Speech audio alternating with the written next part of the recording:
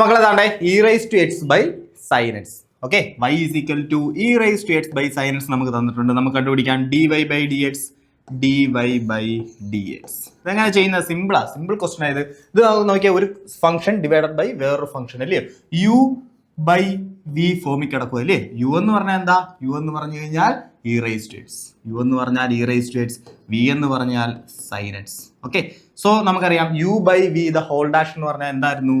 u by v the whole dash എന്ന് പറഞ്ഞാൽ എന്താ?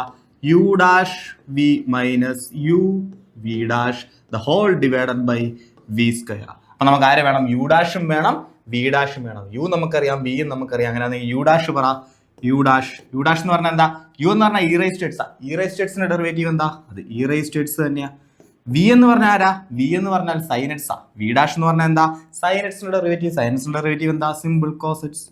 ഓക്കെ, ഇപ്പൊ യു ഡാഷ് ആയി, വി ആയി, യു ആയി, വി ഡാഷ് ആയി, വി സ്ക്വയർ നമ്മുടെ കയ്യിലുണ്ട്. സബ്സ്റ്റിറ്റ്യൂട്ട് ചെയ്യുക. എന്താ കിടക്കുന്നത്? യു ഡാഷ് ഇൻറ്റു വി, അതായത് e raised to x into V എന്താ? വി എന്ന് പറഞ്ഞാൽ sin x ആണ്. So e raised to x into sin x minus u v dash.